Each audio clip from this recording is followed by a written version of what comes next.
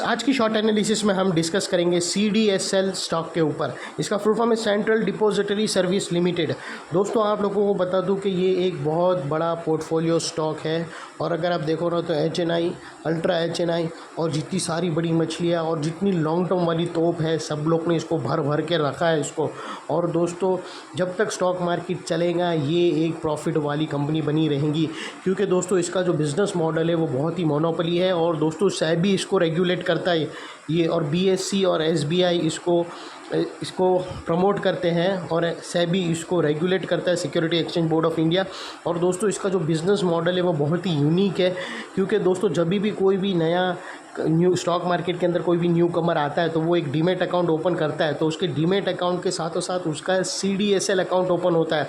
और CDSL account दोस्तों आप जो भी शेयर परचेस करते हो वो डिलीवरी बेसिस पे जो आपके शेयर आते हैं वो एक्चुअल में आपके डीमेट अकाउंट में तो सिर्फ रिफ्लेक्ट करते हैं एजेंट के थ्रू, लेकिन एक्चुअल में आपके जो शेयर होते हैं वो CDSL अकाउंट में पड़े रहते हैं। बहुत सारे स्टॉक मार्केट के लोगों को ये पता ही नहीं रहेगा।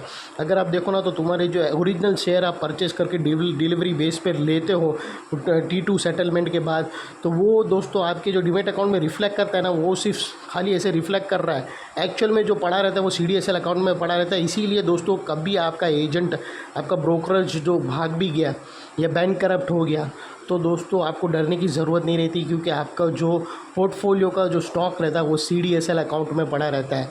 तो वो हिसाब से न तो फिर अगर ये CDSL अकाउंट नहीं होता और वो आपके ब्रोकरेज के पास होता तो वो कभी भी आपका शेयर उठा के बेच के खुद का काम कर लेता।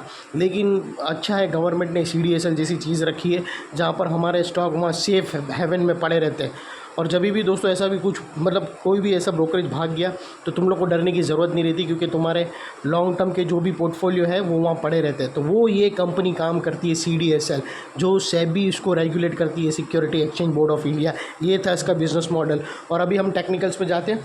और दोस्तों आप लोगों को बता दूं कि ये स्टॉक सितंबर 2023 से करेक्शन के अंदर चल रहा है। मोटा मोटी देखो तो दोस्तों इसने 8 महीने यानी पूरे 2 क्वार्टर करेक्शन में बिता दिए। और करेक्शन में भी दोस्तों इसने मोस्टली अगर आप देखो ना तो मोस्टली इसने प्राइस वाइज करेक्शन दिया और टाइम वाइज करेक्शन भी इक्वली दिया है। और अल्टीमेटली अभी आप देखो ना तो दोस्तों स्टॉक ने टाइम वाइज करेक्शन में एक बॉटम बनाया, बेस बनाकर ब्रेकआउट दिया है। और इसके अंदर अगर आप देखो ना तो मल्टीपल पॉजिटिव फैक्टर्स एक साथ बने। ये स्टॉक के अंदर दोस्तों एक डाउनवर्ड स्लोपिंग पैरेलल चैनल थी जो स्टॉक के अंदर back to back lower lows ला रही थी। अल्टीमेटली स्टॉक ने उसको ब्रेकआउट किया विद हाई वॉल्यूम। सेकेंडली अगर आप देखो ना दोस्तों तो ये स्टॉक के अंदर पॉजिटिव हीट एंड डाइवर्शन मिला है। ये स्टॉक के अंदर करेक्शन कंप्लीट के कंफर्मेशन मिले और एक बहुत बड़ी चार्ट पैटर्न ब्रेकआउट हुई है दोस्तों। 8 महीने की चार्ट पैटर्न ब्रेकआउट हुई है, जिसके तहत ये स्टॉक अपसाइड में 28 से 30% रिटर्न देने वाला है दोस्तों। ट्रेडिंग लिहाज से 28 से 30% बहुत ज़बरदस्त होते हैं। और ये पोर्टफोलियो स्टॉक तो ऑलरेडी है, अगर आप लॉन्ग टर्म के लिए भी इसको उठाते हो और ऐसी जगह पे उठाते हो तो परफेक्ट है, जहाँ पर आपकी एंट्री होने के बाद आपको अपसाइड मूवमेंट स्टार्ट होना शुरू हो जाएंगी। तो दोस्तों वो लिहाज से भी अच्छा खासा है। हम देखते हैं टेक्निकल्स पे। तो दोस्तों आप लोगों को बता दूं कि सबसे पहले दोस्तों ये स्टॉक के अंदर वो पहले डाउनवर्ड स्लोपिंग पैरेलल चैनल बनी थी, और जब तक दोस्तों ये डाउनवर्ड स्लोपिंग पैरेलल चैनल के अंदर था स्टॉक के अंदर back to back lower lows hit हुए। अगर आप देखो ना दोस्तों तो सबसे पहला ये स्टॉक के अंदर लोअर लोज यहाँ पर हिट हुआ फ्रेंड्स। सेकेंडली लोअर लोज यहाँ हिट हुआ, थर्ड लोअर लोज यहाँ हिट हुआ। और जैसे ही दोस्तों ये downward sloping parallel channel down side में ब्रेक हुई, उसने फर्स्ट हायर हाइज ब्रेक किया with high volume sustain closing देकर कंफर्म कर दिया correction is complete. Downward sloping parallel channel breakout होने से स्टॉक के अंदर फर्दर डाउनफॉल रुक गई। और सेकेंडली इसके जो back to back lower low से जो फर्स्ट हायर हाइज लगा है वहाँ से दोस्तों कंफर्म हो गया कि स्टॉक के अंदर करेक्शन कंप्लीटेड और न्यू अपसाइड स्टार्ट हो गई, न्यू ट्रेंडिंग मार्केट स्टार्ट हो गई। इसका जो GPS था, जो करंट लोकेशन था, वो एक करेक्शन मार्केट के अंदर था, वहाँ से ये घूमकर ट्रेंडिंग मार्केट में चला गया। तो ये जो पता चला है वो जो इसके back to back lower lows थे उसमें से जो हायर हाइज का शिफ्टिंग आया उससे पता चला कि करेक्शन इज़ ओवर। और सेकेंडली दोस्तों बात कर लेते हैं डाइवर्शन की। तो दोस्तों अगर मैं आप लोगों को बता दूं तो यहाँ पर क्लियर कट हमें पॉजिटिव हिडन डाइवर्शन मिला है दोस्तों। अगर आप देख लो ना तो अगर आप प्राइस एक्शन की जो लोअर स्विंग देखो ना तो आप लोगों को दोस्तों एकदम सिमिलर मिलेंगे फ्रेंड्स, जहाँ पर स्टॉक ने एक एरिया पे बॉटम बनाकर जंप मारा हो, वही अगर आप RSI में देखो ना तो नीचे की तरफ टिल्ट हुए और यहाँ पर ब्रेकआउट होके कंफर्म हो गया है करेक्शन इज़ इस यहाँ पर ब्रेकआउट होकर उसने स्टॉक ने बता दिया कि breakout is done, positive hidden diversion का, जो अपसाइड में एक बहुत बड़ा मोमेंटम पंप करेगा। और फिर सेकेंडली दोस्तों बात कर लेते हैं चार्ट पैटर्न की। तो दोस्तों यहाँ पर बहुत ही ज़बरदस्त चार्ट पैटर्न बनी है, और वो चार्ट पैटर्न दोस्तों ये 8 महीने की चार्ट पैटर्न है दोस्तों।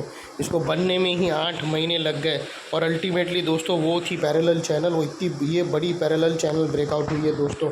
और ये जो इनसाइड रेंज है पैरेलल चैनल का फ्रेंड्स, ये कोई छोटा मोटा रेंज नहीं है, ये 28% का रेंज है दोस्तों, जो यहाँ से अपसाइड में अनदर 28% रनअप देने के लिए रेडी है। और वो लिहाज से अगर आप स्टॉक देखो तो स्टॉक का प्राइस अभी तुम्हें बहुत जल्दी ही 2900 पे दिखेगा फ्रेंड्स, जो बेहतरीन टारगेट्स हैं दोस्तों स्टॉक की। इतने अच्छे खासे कंपनी वाले स्टॉक के चार्ट्स ज़बरदस्त, मतलब ये मौका है तुम्हारे को लॉन्ग टर्म लेने का, फिर इतनी आसानी से दोस्तों ये मिलना मुश्किल है। और दोस्तों इसकी जो नेकलाइन निकल कर आती है वो तकरीबन 2257 के आसपास आती है। और आपको दोस्तों अगर आप देखो ना तो इसका जो ब्रेकआउट है वो एक गैप अवे रनिंग ब्रेकआउट है।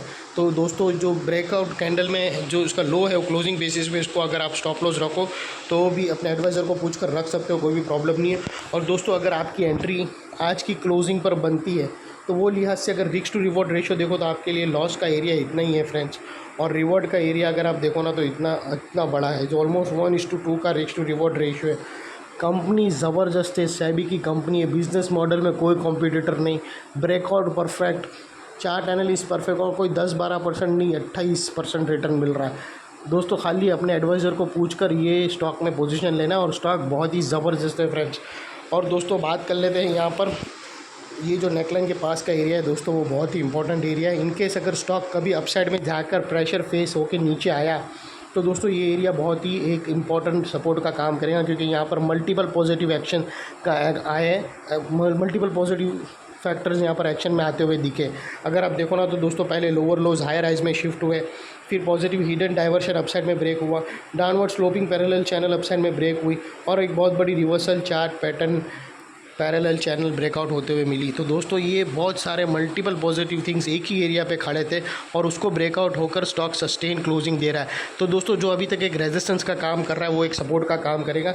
कभी स्टॉक अगर रीटेस्ट करने वो नेकलाइन एरिया पे आया तो दोस्तों ये एक स्ट्रॉन्ग सपोर्ट का काम करेगा, और इतने बड़े स्ट्रॉन्ग सपोर्ट के नीचे हमारा स्टॉप लॉस है जो आसानी से हीट नहीं होगा। लेकिन बाय एनी चांस अगर क्लोजिंग बेसिस पे तुम्हारा स्टॉप लॉस हीट हो जाता है तो दोस्तों नो इफ़ नो बट सीधा स्टॉप लॉस देकर ट्रेड को क्लोज कर देना चाहिए। ये थी एनालिसिस। अच्छी लगे तो प्लीज़ मेरी चैनल को लाइक शेयर सब्सक्राइब करना, और ये कंपनी को दोस्तों छोटी मत मानना, ऐसी कंपनी के ऐसे ब्रेकआउट्स मिलना बहुत ही मुश्किल है। अगर अच्छी लगे तो इसको ज़रूर अपने रडार पर रखना फ्रेंड्स। Thank you.